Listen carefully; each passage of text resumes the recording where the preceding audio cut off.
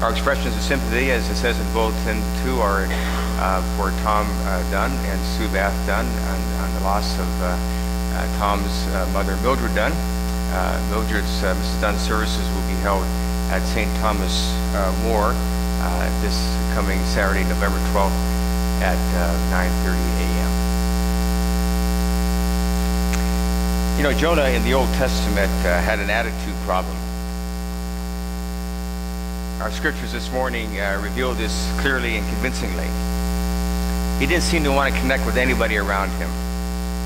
No matter where he found himself in the presence of God, if he was in the presence of God, or if he was aboard a ship with a bunch of sailors, or if he was in the belly of a whale, or among the people of the city of Nineveh, who were a recalcitrant lot, unwilling to recognize the religiosity of anything. The only time Jonah seemed to connect with someone was when he wanted something. Finding himself in the belly of the whale, after he had been thrown overboard by the sailors on the ship, Jonah promised the Lord that, "I will again look toward the Lord's temple." He would redeem himself if only the Lord offered him another habitat. The belly of a whale was not his idea of elegant living. The whole story of Jonah revolves around the Lord's charge to Jonah to convert the people of the city of Nineveh, who have strayed significantly from righteous living and the right way to do things. But instead, Jonah takes off for a place called Tarshish, not wanting to dirty his hands, so to speak, with the likes of the Ninevites, who were, in his estimation, beneath him. And then later, when he's coughed up onto the shore by the whale, Jonah finally goes off to Nineveh. He offers a dire warning about what's going to happen to them if they don't get their act together. And all of a sudden, there are a lot of locals in Nineveh running around with sackcloth and ashes for fear of what might happen to them. There's a particular brilliance to the symbolism of this ancient Hebrew story. Some say that the Ninevites themselves, the ones who were unreformed, represent the pronounced paganism of that period. The choppy waters of the sea illustrated the tense and divided relationships of the Middle East at that time. The vessel and its sailors, with the multiplicity of religious persuasions, yet the sailors' willingness to come together to figure out a solution to survive the storm might actually represent world diplomacy.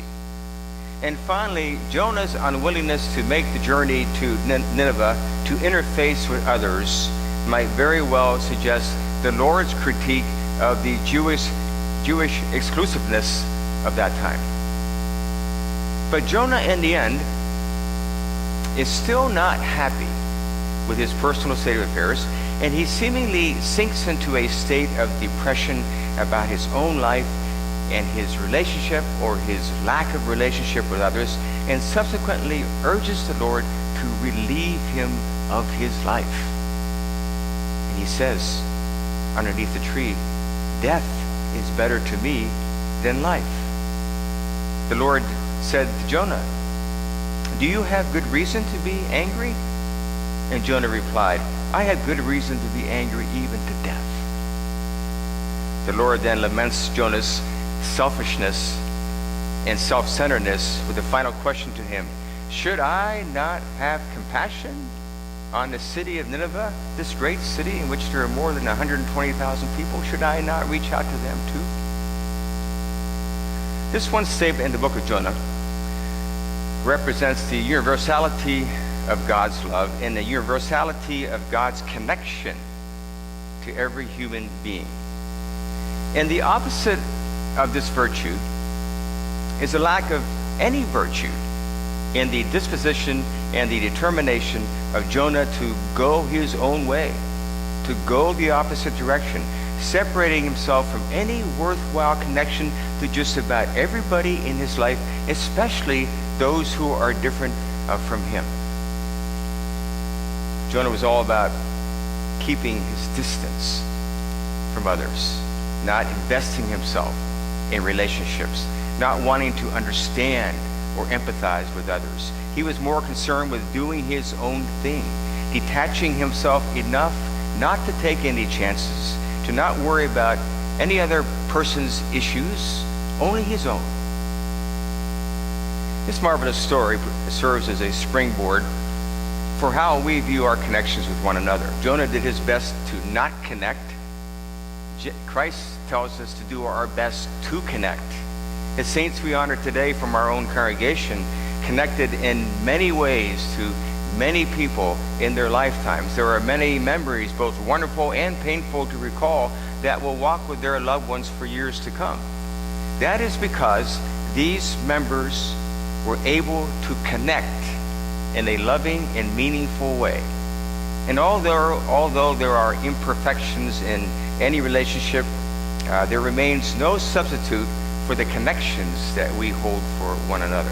Many of the ones we love, imperfect as they may be and as imperfect as we are, can easily, those ones we love, turn out to be our own personal saints in our own lives, because we know that they cared deeply about us and what we were doing and where we were going and how much they loved us and cared for us. And life's most important gift was the deep and abiding relationship between us and them.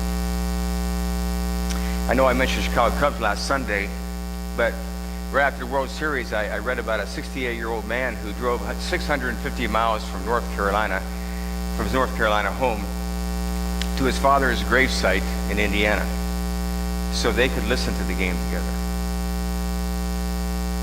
His father, a World War II veteran who died in 1980 at the age of 53, was a faithful Cub fan all his life until his passing. And shortly before his father died, his son promised him that they would be together when the Cubs won the World Series. So the son made good on that promise by driving that distance and going through the cemetery's open gates after his journey from North Carolina to Indiana, sitting in a chair that he placed beside his father's grave, pulling up the game on his smartphone and listening to the entire seventh game alongside his father's graveside marker. What's a beautiful story. You see the power of relationships? You see the power of people who care about you in your life? And when we look at, in the composite, the greater the quality of our relationships in all phases of life, the more truly meaningful we know life becomes. And it covers the territory of a lot of connections that we have with one another. 20th century Jewish philosopher Martin Buber wrote a book entitled I and Thou. Dr. Buber's major theme is that human existence may be defined by the way in which we dialogue with one another, with the world, and also with God. According to Buber, people may adopt two attitudes about the world: I, thou, or I, it. Thou is a relationship of mutuality and reciprocity, while it is a relationship of separateness and detachment. When you and I have an I, thou attitude, we see God in personal terms. Therefore, we see everybody else in personal terms. And we see the world in a much more positive, constructive way.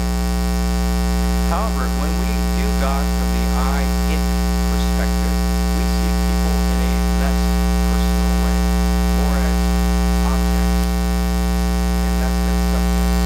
We become more complicated and engaged.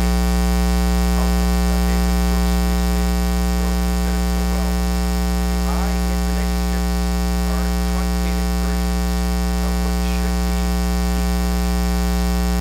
You're with a friend, you're with a colleague,